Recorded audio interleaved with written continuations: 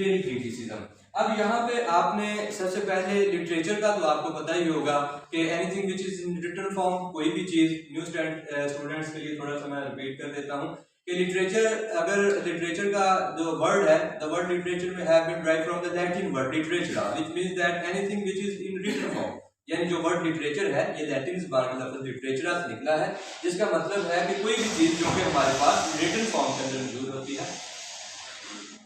उसको हम लिटरेचर का पार्ट कहते हैं या लिटरेचर कह सकते हैं। लेकिन यहाँ पर क्वेश्चन ये आ गया कि जो न्यूज़पेपर है या टेक्निकल बुक्स हैं उनको फिर हम पार्ट ऑफ लिटरेचर क्यों नहीं कंसीडर करते। उसकी वजह यह है कि आपने बताना है कि लिटरेचर को लिटरेचर होने के लिए उसके अंदर 3 क्वालिटीज का होना जरूरी है। मेनली उसके अंदर होना, सबसे पहले आपने कहना है कि उसके अंदर आर्टिस्टिक टेस्ट होना चाहिए। सेकंड नंबर पर रिटन फॉर्म में होना चाहिए,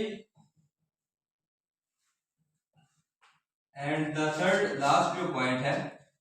जो मेन में इसके हैं रिटन फॉर्म में, और इससे हमें कोई मॉरल हासिल होना चाहिए। अब इस मॉरल का मजीद भी यानी कि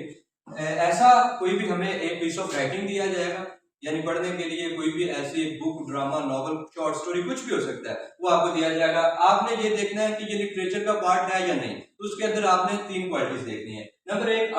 आर्टिस्टिक टेस्ट आपने देखना है। Artistic test stand for the यानी जिसको पीस ऑफ राइटिंग को पढ़ने के बाद हमारे जो इनर सेटिस्फेक्शन है, हमारी इमोशंस है, हमारे फीलिंग्स है, अगर वो बेदार होना शुरू हो जाते हैं, हम सैड हो जाते हैं, हैप्पी हो जाते हैं, यानी नॉर्मल नहीं हम रह पाते उस पीस ऑफ राइटिंग को पढ़ने के बाद, तो आपने कहना है कि इस पीस ऑफ राइटिंग के अंदर आर्टिस्टिक टेस्ट मौजूद है, तो लिहाजा ये जो है वो लिटरेचर का पार्ट है।